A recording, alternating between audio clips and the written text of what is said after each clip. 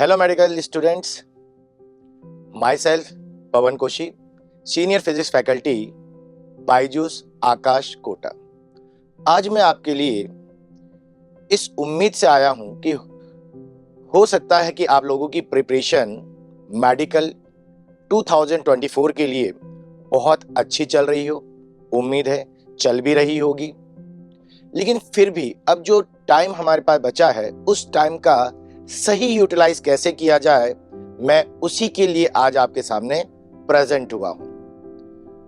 प्यारे बच्चों, नीट 2024 आपका एक ड्रीम है।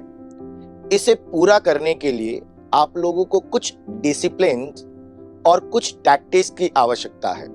आज हम उन्हीं के बारे में बात करेंगे।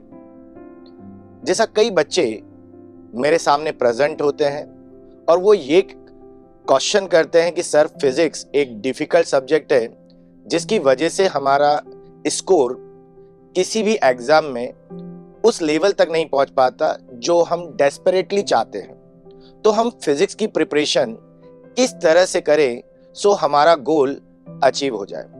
तो प्यारे बच्चों, मैं यहाँ पर कुछ बातें आपके साथ शेयर करना चाहता हूँ जिसे आप बहुत केयरफुली समझिए और उसके अकॉर्डिंग ही आने वाले टाइम की आप प्लानिंग करिए। नंबर 1, जब बच्चे मुझसे ये कहते हैं कि हमारा फिजिक्स सब्जेक्ट कमजोर है, तो बच्चों बहुत सारे स्टूडेंट्स जो नीट 2024 में अपीयर होंगे और जो 2023 से पहले अपीयर हो चुके हैं, उनमें ऐसे बहुत सारे मेडिकल एस्पिरेंट होते हैं जिनका फिजिक्स में स्कोर मोर देन 170 आता है, फिर भी वो बच्चे मेडिकल में सेलेक्ट नहीं होते। तो आप बोलेंगे सर ऐसा कैसे हो सकता है कि अगर कोई बच्चा मेडिकल एग्जाम में फिजिक्स में 170 प्लस स्कोर कर रहा है फिर भी वो मेडिकल एग्जाम को क्वालिफाई नहीं कर पा रहा? ऐसा तो हमें नहीं लगता। बच्चों, there are numbers of student. फिर आप ये कारण जानना चाहेंगे कि ऐसा क्यों होता है कि बच्चा एक सब्जेक्ट में बहुत अच्छा स्कोर कर रहा है फिर भी उसका सिलेक्शन नहीं हो रहा। तो आई थिंक मेरे बात का लॉजिक आप लोगों तक पहुंच गया होगा। जब आप प्रिपरेशन करते हैं एक एग्जाम की तो कुछ बातें आप ध्यान रखिए। मैं आपको सिर्फ 3 बातों के बारे में बताऊंगा, उसको आप स्ट्रिक्टली फॉलो करिए। नंबर 1, पहला प्रोजेक्ट या पहला विजन आपका होना चाहिए सब्जेक्ट कंप्लायंस पर। आपका जो चारों सब्जेक्ट है फिजिक्स, केमिस्ट्री, जूलॉजी और बॉटनी, उसको आप कंप्लीट करिए। Most of the student, I think जितने बच्चे नीट एग्जाम में अपीयर होते हैं उसमें से मोर देन 70% स्टूडेंट ऐसे होते हैं जिनका सिलेबस एग्जाम तक पूरा ही नहीं होता। कई बच्चे मुझसे कहते हैं कि हमने सर अपना 100% दिया था फिर भी हमारा स्कोर नहीं आया। तो बच्चों, आपको ये कैसे पता चला कि आपने सिलेबस वाकई 100% कंप्लीट कर लिया है? कोई प्लानिंग, कोई स्ट्रेटेजी, कुछ ऐसी बात है जो आपको ये गाइड करे कि आपका सिलेबस वाकई 100% हो गया, या आपको इंट्यूशनली ऐसा फील हो रहा है कि मेरा सिलेबस 100% हुआ था फिर भी मेरा स्कोर नहीं आया? प्यारे बच्चों, मेरे पास एक आइडिया है। अगर आपको ये चेक करना है कि क्या आपने वाकई अपना सिलेबस 100% कंप्लीट किया है, तो आप हर चैप्टर का एक इंडेक्स बनाइए। टीचर उस चैप्टर में कौन कौन से पॉइंट्स या कंटेंट पढ़ाते हैं उसकी लिस्ट बनाइए। उस कंटेंट में टीचर कितने न्यूमेरिकल क्वेश्चन पूछता है उनके नंबर लिखिए। और जब आप अपना सिलेबस रिवाइज करते हैं तो एक बार उस कंटेंट से गो थ्रू हो जाइए। कहीं ऐसा ना हो कि कोई पॉइंट आपसे मिस हो गया हो, क्योंकि मोस्ट ऑफ द स्टूडेंट क्या करते हैं, एग्जाम की प्रिपरेशन में जो उन्हें इंपॉर्टेंट लगते हैं वो टॉपिक तो वो उससे अच्छी तरह से तैयार कर लेते हैं, लेकिन कुछ टॉपिक वो मिस कर जाते हैं। फॉर एग्जाम्पल, अभी मेजॉरिटी इंस्टीट्यूट में फ्लूइड चल रहा होगा या हीट टॉपिक चल रहा होगा। अगर मैं आपसे इस समय ये क्वेश्चन पूछता हूं कि विस्कोसिटी ऑफ द फ्लूइड कौन कौन से फैक्टर पर डिपेंड करती है, तो मुझे यकीन है कि आप में से कई बच्चे हैरान हो जाएंगे, यार मैंने तो फ्लूइड पूरा पढ़ा हुआ है और मैंने एक बार टेस्ट दे भी लिया है, लेकिन सर का जो ये क्वेश्चन है कि कौन कौन से फैक्टर पर डिपेंड कर रहा है मुझे याद नहीं आ रहा। ऐसे कई सारे छोटे छोटे टॉपिक्स या कुछ बेसिक क्वेश्चन होते हैं जो बच्चों आप प्रिपरेशन के दौरान उनको मिस कर देते हैं। और इसीलिए मैं कह रहा हूं, आपको इंट्यूशनली लग रहा है कि आपने 100% सिलेबस कंप्लीट किया है, लेकिन वो 100% सिलेबस कंप्लीट नहीं हुआ है। तो इसका सबसे बेस्ट तरीका है इंडेक्स बनाने की हैबिट डालिए और जब आप सिलेबस रिवाइज करते हैं तो एक बार इंडेक्स को रिव्यू कर लीजिए कि कहीं कोई ऐसा कंटेंट या कॉन्टेक्स्ट या कोई पॉइंट आपने मिस तो नहीं कर दिया जो एग्जाम में अगर आ गया तो आपके नंबर खा जाएगा। तो पहली बात, श्योर हो जाइए कि क्या आपने एग्जाम से पहले अपना पूरा सिलेबस, चाहे वो फिजिक्स का हो, केमिस्ट्री का हो, बॉटनी का हो या जियोलॉजी का हो, आपने 100% रीड कर लिया है। कोई कंटेंट, कोई टॉपिक, कोई ग्राफ, कोई टेबल आपने मिस नहीं की है। क्लियर? सेकंड पॉइंट, जब आपका सिलेबस पूरी तरह से रिवाइज हो जाए तो आप अपने टाइम को इस तरह से मैनेज या ऑर्गेनाइज कीजिए कि आप एटलीस्ट अपने उस सिलेबस को कम से कम 2 बार रिवाइज कर सके। अब आप बोलेंगे सर, मैंने जब प्रिपरेशन किया था, जब टीचर पढ़ा रहे थे तो मैंने लॉट्स ऑफ क्वेश्चंस किए थे, हजारों की संख्या में क्वेश्चन किए, लेकिन लास्ट मोमेंट में मैं इतने सारे क्वेश्चन नहीं कर पाऊंगा। तो फिर आपका ये कहना कि 2 बार एटलीस्ट रिवाइज करिए, कैसे हो जाएगा? बच्चों, इसके लिए भी मैं आपको एक आइडिया देता हूं। जब आप किसी लेक्चर की प्रिपरेशन करते हैं या आपका टॉपिक क्लास में रन कर रहा होता है और आप क्वेश्चन की प्रैक्टिस करते हैं, तो एक मास्टर कॉपी बनाइए। उस मास्टर कॉपी में उन क्वेश्चंस को मेंशन करिए या उनको राइट डाउन करिए जो आपको लगता है कि यार बहुत इंटरेस्टिंग क्वेश्चन है, एग्जाम में पूछा जा सकता है, या फिर आपको ऐसा लगता है कि यार ये क्रिटिकल क्वेश्चन है, ये मैं भूल जाऊंगा।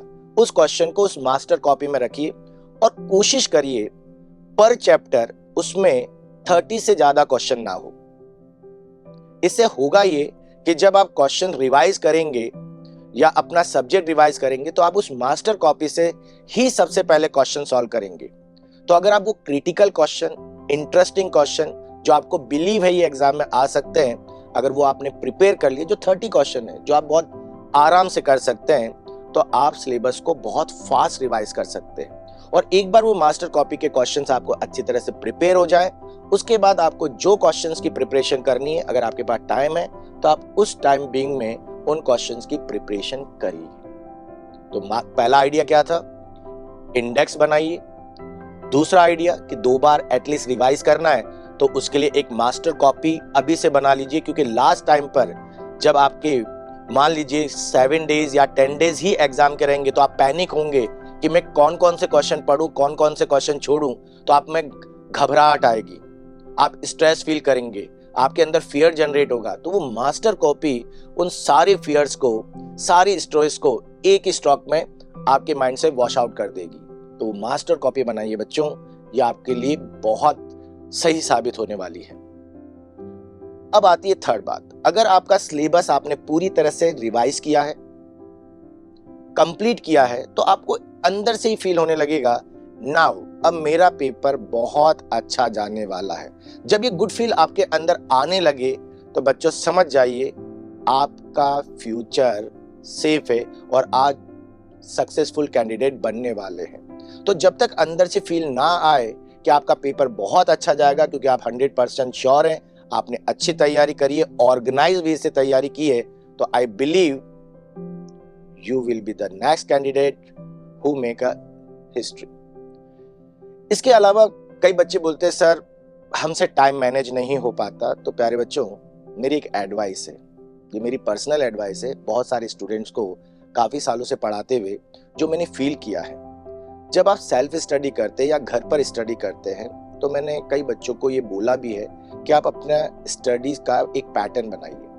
मैं बच्चों को कहता हूँ सबसे पहले आप फिजिक्स पढ़िए, क्योंकि उस समय जब आप अपनी मॉर्निंग स्टार्ट करते हैं तो आप में एनर्जी काफ़ी होती है, कॉन्फिडेंस अच्छा होता है। तो अगर आप फिजिक्स से शुरू करेंगे तो आप फिजिक्स पर बहुत अच्छा कॉन्सेंट्रेट करके उसके क्वेश्चन, उसके कॉन्सेप्ट और उसकी थियोरी को समझ पाएंगे।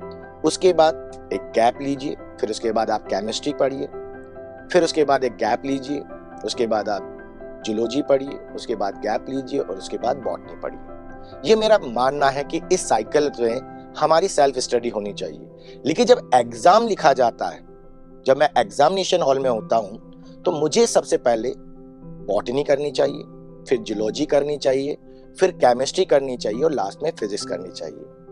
आई बात समझ में? पढ़ना कैसे? पहले फिजिक्स, फिर केमिस्ट्री, फिर जियोलॉजी, फिर बॉटनी। लेकिन एग्जामिनेशन हॉल में क्या करना है? पहले बॉटनी, देन जूलॉजी, फिर केमिस्ट्री और लास्ट में फिजिक्स। क्योंकि आपने फिजिक्स काफी अच्छा पढ़ा है तो आपका मन तो करेगा कि यार मैं पेपर की फिनिशिंग फिजिक्स को बहुत अच्छे तरह से सॉल्व करके करूं। तो ऑब्वियस बात है, जो बच्चा ये जानता है कि मैंने फिजिक्स अच्छा पढ़ा है और मैं फिजिक्स के साथ अपने पेपर को फिनिश करने वाला हूँ जो बहुत अच्छा जाने वाला है, तो उसके सिलेक्शन को कौन रोक सकता है। लेकिन बच्चों यहाँ एक बात मैं और कहूँगा, क्योंकि आप बॉटनी जूलॉजी को पहले कर रहे हैं तो कोशिश करिए कि आप इस तरह से पढ़ाई करें कि आपको बॉटनी जूलॉजी में 300 प्लस जरूर मिले। कोशिश करने की बात कर रहा हूँ। अगर नहीं होते तो अपने टीचर की हेल्प लीजिए, गाइडेंस लीजिए कि कैसे आप अपना स्कोर बढ़ा सकते हैं। क्योंकि मेरा मानना है कि जो बच्चे 300 प्लस लाते हैं बायोलॉजी के अंदर तो वो बहुत जल्दी अपने बायोलॉजी का पेपर सॉल्व कर लेते हैं और कॉन्फिडेंट होते हैं कि मेरा रिजल्ट अच्छा होने वाला है। इससे होगा क्या कि आपको अब केमिस्ट्री और फिजिक्स करना है तो उसके लिए एक सफिशिएंट टाइम आपको मिल जाएगा और उस सफिशिएंट टाइम में आप केमिस्ट्री को भी बहुत अच्छा कर सकते हैं और फिजिक्स को भी बहुत अच्छा कर सकते हैं। तो उम्मीद करता हूं कि जो गाइडेंस मैंने अभी आपको दी है आप इसको फॉलो करेंगे और फॉलो करने के बाद आप अपने रिजल्ट को एक अच्छा डायरेक्शन देंगे और एक सक्सेसफुल कैंडिडेट के तौर पर आप इस साल 2024 में आप अपने ड्रीम को अचीव करेंगे। Thank you.